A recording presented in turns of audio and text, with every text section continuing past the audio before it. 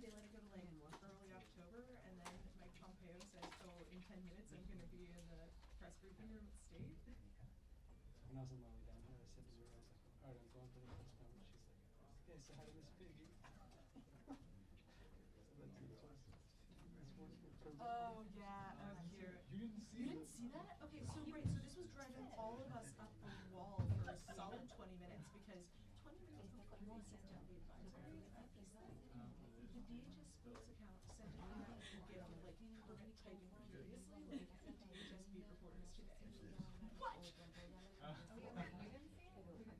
Ted didn't see it. Ted was apparently busy writing or whatever. Yeah, we were all doing Yeah, so she's like, "They had Miss Piggy." cute. Yeah.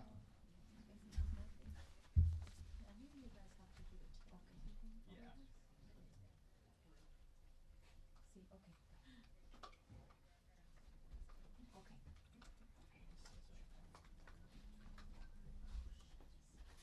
Oh, you went to that? Huh?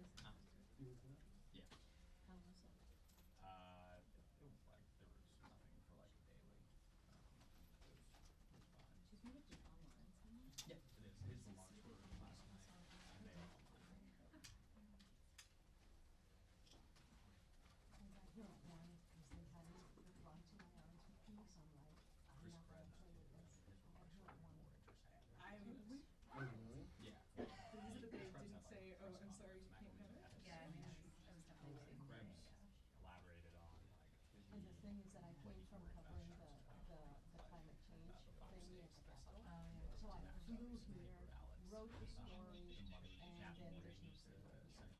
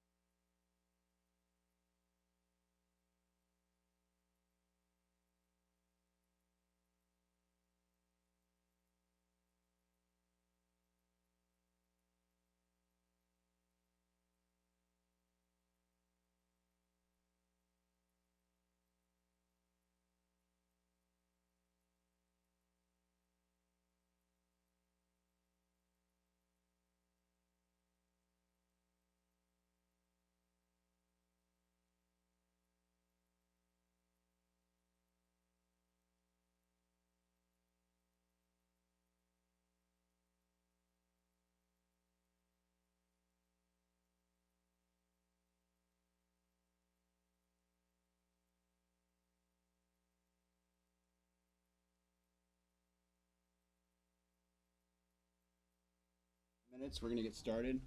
The Acting Secretary of Homeland Security is going to come in and sign an agreement with the Foreign Minister of El Salvador, Alexandra Hill. Afterwards, they'll provide brief remarks, and we'll have time for a few questions afterwards. I ask that you keep your questions to the scope at hand. Acting Secretary has an engagement directly following this, so please be brief and please pertain to the topic today. Get started soon. Thank you.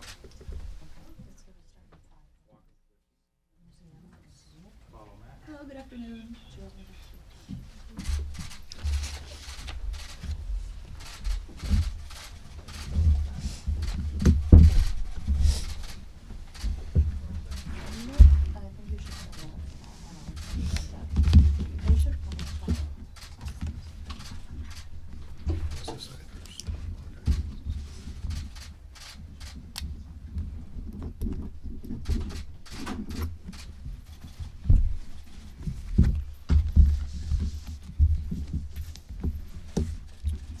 Ready? Okay.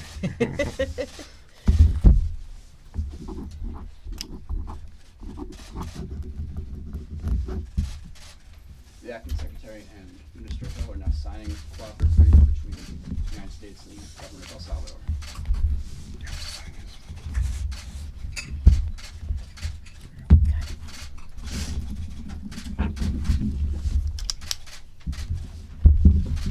Okay, two more. Congratulations. We're almost there.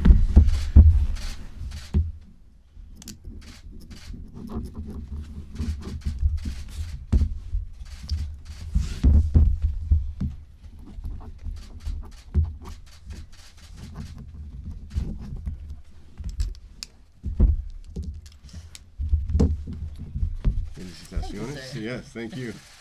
Congratulations. Thank you, sir. Now we'll have brief remarks from Minister Hill.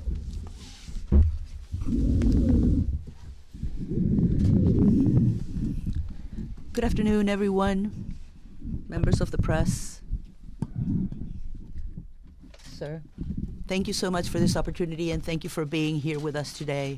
As you all know, irregular immigration has been an issue for El Salvador for the last 30-odd years. And now we've reached levels where it is extremely, extremely important that both the United States and El Salvador deal with this issue conjointly. My President Bukele, since day one, changed this policy 180 degrees. We are now allies with the United States after more than a decade of a government that was pro-Chavez. And we are working every single day to try to solve this issue of people who, by various reasons of insecurity or reasons of death threats, are forced to leave our country. President Bukele has been clear in saying that this is El Salvador's responsibility because El Salvador has not been able to give our people enough security or opportunities so that they can stay and thrive in El Salvador. Obviously, they are migrating to the United States, and we are signing, or we've signed this document today in order to work together in different areas. But the main issue is to protect our people that are forced to flee the country.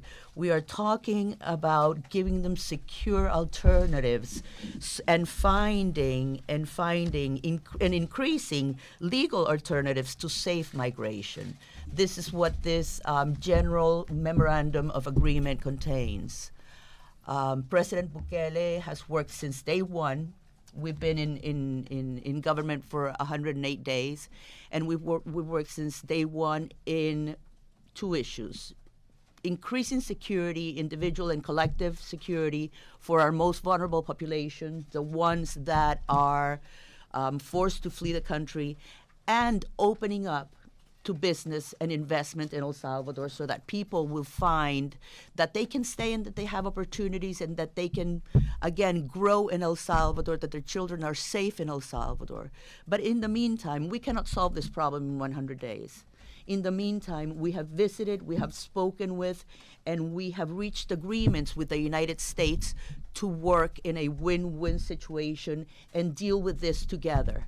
I mean, when we talk about illegal or forced migration, sometimes we lose the concept that there are human beings behind this. These are human beings that are suffering, human beings that are trying to find a better future for them and their children. You must all remember the case of Oscar and Vanessa, the dad with a young child, the picture that was caught that they drowned trying to cross the Rio Grande. And that hits El Salvador in the heart. And that also hits the United States in the heart. And that's what we're trying to avoid.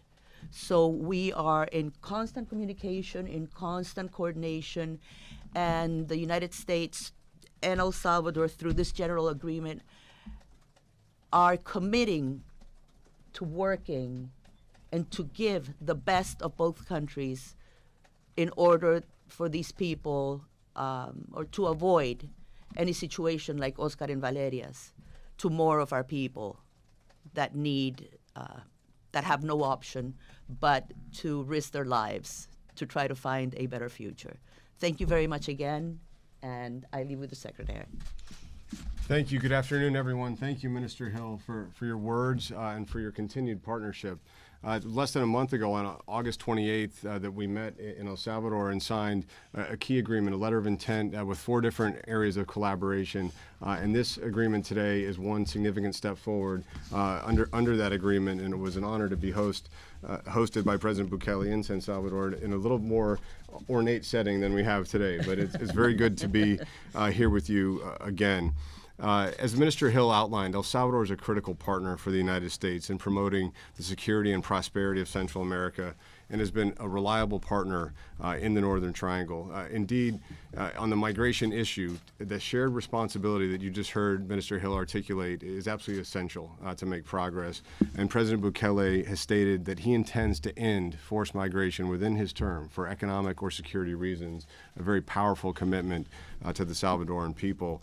And from what we've seen, El Salvador has stepped forward and made good on those efforts just in your first 100 days, a very productive 100 days. And I'd like to commend the Bukele administration for their efforts in this regard. Since President Bukele took office, apprehensions of Salvadoran nationals at our southwest border have declined by over 62%. I think a very telling result of some of your security efforts and your social fabric efforts in El Salvador. You've been a leader in the region, countering smugglers and traffickers, transnational criminal organizations and gangs, and other nefarious actors that violate the rule of law. And DHS is grateful for your partnership and looks forward to building on it. I would also like to commend your recent September 12th, I think on your 100th day in office, announcement of 300 border police and 800 police and soldiers, 300 immigration agents and 800 police and soldiers, a very substantial commitment to patrol areas near La Achadura, the crossing with Guatemala, where human smugglers are trying to avoid scrutiny as they bring vulnerable people through the region towards our border. And we think that's a very important step. And that's why this today we're very happy to announce the signing of this cooperative agreement between the United States and El Salvador to build protection capacity alongside the security and economic efforts included in our letter of intent signed last month. This will build on the good work we have accomplished already with El Salvador's neighbor, Guatemala, in building protection capacity to try to further our efforts to provide opportunities to seek protection for political, racial, religious, or social group persecution as close as possible to the origin of individuals that need it. So it's a very important statement. It furthers El Salvador's commitment alongside the UN High Commissioner for Refugees to develop their asylum system further. We are proud to be partners with El Salvador in this effort. Thank you. Thank you, sir. Time for just a few questions. If we don't get to your question, we'll follow up. Just get to our media inquiry box and we'll follow up quickly. Zola? Can you just elaborate on the details of this agreement? Are we right that if migrants now pass through El Salvador and continue on to the border, if they fail to apply, if they fail to apply and they got denied that they would be that they could not obtain those protections at the U.S. border. Is that right? So the core of this agreement is an asylum cooperative agreement. The core of it is recognizing El Salvador's development of their own asylum system and a commitment to help them build that capacity. As we work together to target irregular migration flows through the region, that is one potential use of the agreement, that individuals crossing through El Salvador should be able to seek protections there, and we want to enforce the integrity of that process throughout the region. But it's a broader part of our partnership on addressing migration flows in the region and supporting capacity building efforts that El Salvador has already stepped forward on in many ways during their administration. Geneva. Good afternoon. What other kinds of capacity building needs to be done in El Salvador, or what do you need to do in order to fulfill this agreement and move forward? Minister Hill. Basically, we need the U.S. support in two issues, for El Salvador, which are the two underlying issues that force people to leave our country. We need to increase our securities and really tackle down the gangs. Those individuals threaten people, those individuals kill people, those individuals request for the poorest and most vulnerable population to pay a fee just to cross streets. So we really, really, really need to tackle that underlying security issue with them. And also, we need more investment. We need investment initiatives from the United States and other parts of the world so that these people that are forced to flee the country because of lack of economic opportunities need to leave the country. Now, the details as far as immigration, we are talking about border security. We need information sharing. Those people that are deported from the United States to El Salvador, we need to have their biometrics in place. We need help in resettling those people, and giving them opportunities once they are deported from the United States. And we also need to talk and look at permanent solutions for the Salvadorians living in the United States. Also, we need help in increasing, and we're working on this through the H-2A visas to increase legal alternatives to safe migration of Salvadorians, so that Salvadorians will have the opportunity to legally come into the United States, work here, and then go. So there's a series of issues from which we need help, but we are really working together with the U.S. to tackle them, something that had not been done in the last 15 years. Yes, thank you for doing this. So a question for the Secretary and a question for the Foreign Minister. You're not calling this a safe third country, but a lot of advocacy groups are saying that in spite of whatever the details are of the agreement, that El Salvador does not meet the conditions to process people seeking asylum elsewhere. So I was wondering, how you came about, with this agreement. And for the Foreign Minister, you said that you're seeking permanent solutions for Salvadorans in the U.S. The former government also did that, and the administration has actually dismantled TPS for Salvadorans. So what sort of negotiations are you doing to help Salvadorans in the U.S.? They're close to 2 million. Thank you. Sure. Very briefly, any implementation of an asylum cooperation agreement by the Department of Homeland Security with a partner in the region or elsewhere will follow the requirements in the Immigration and Nationality Act, and this is no exception with El Salvador. They have a developing asylum capacity.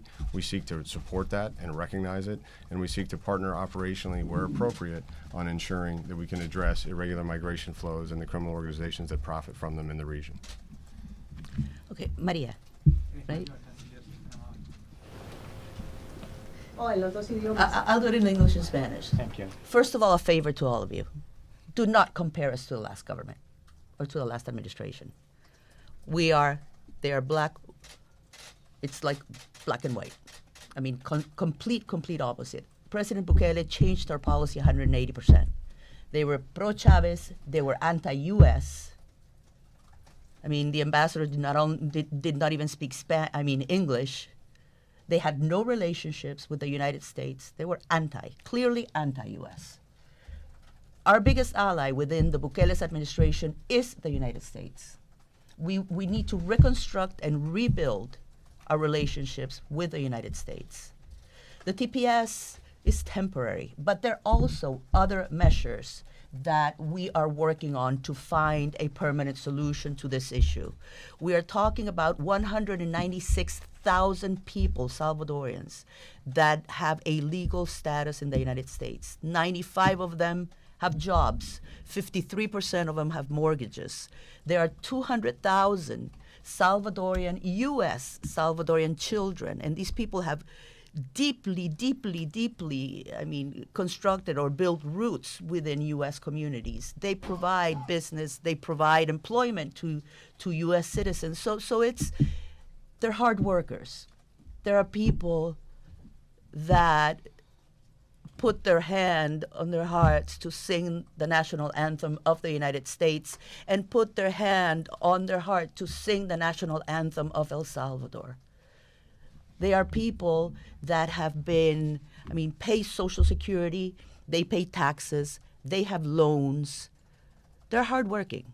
They're hardworking, and they are rooted within the United States of America. So it's not your typical, person that comes here. It's not. It's they're the contrary of sometimes the vision that the U.S. has of El Salvador, or your common folk have of El Salvador, the MS-13 or the gangsters or whatever. No. They are people working hours and hours, 2-3 jobs a day. They are people whose children are in the U.S. system. There are people whose children do not speak Spanish. There are children or people that have been living here for the last 18 years and contributing to the American economy, paying taxes, Social Security, and that's why we are so committed to finding alternative solutions to these people. They're totally different from the people that are here illegally. These people have a protective status, and they came here not because they want to come here. Yesterday I was sitting on a plane with a man who's an American citizen who's been living here for the last, I think, 30 years, and had to come here because he was threatened to death, during the war because of his ideology. And he has children, and he has grandchildren, and he has, I think, 4 businesses he was telling me about. But not living in El Salvador still hurts him. So, President Bukele's admission is not only to stop illegal migration, but to reverse migration. But that has to be done gradually. So that's why, and the U.S. government has been, and Congress have been extremely open and supportive to finding alternative ways to find a permanent and legal solution for our Salvadorians that are now under TPS. Thank you, everybody. That's all the time we have. Secretary has nothing. Is this effective immediately, or does Follow more up with me steps at need the to take? We're holding conversations about, and trying to find solutions for them. The sooner the better. Si quieren se lo doy afuera en español. ¿Ah? If you need. I do have to go. I'm sorry. Bueno, in a nutshell, con el gobierno de los Estados Unidos estamos tratando de encontrar alternativas para estas personas que han vivido aquí por los últimos 18 años, que tienen 200,000 hijos, que nacieron en Estados Unidos, que tienen raíces en los Estados Unidos, que trabajan en los Estados Unidos, que generan empleo para los Estados Unidos, que han pagado taxes y seguridad social por los últimos 18 años, y por eso es que ambos gobiernos estamos convencidos en buscar soluciones con respecto a su situación de protección temporal. Muchísimas gracias. Thank you. We'll take any follow-up. Do you have any details about what this deal is actually going to do, or will we be able to see the text? We'll follow up with you on that. Keep it around. The event was live streamed today, and you're welcome to hang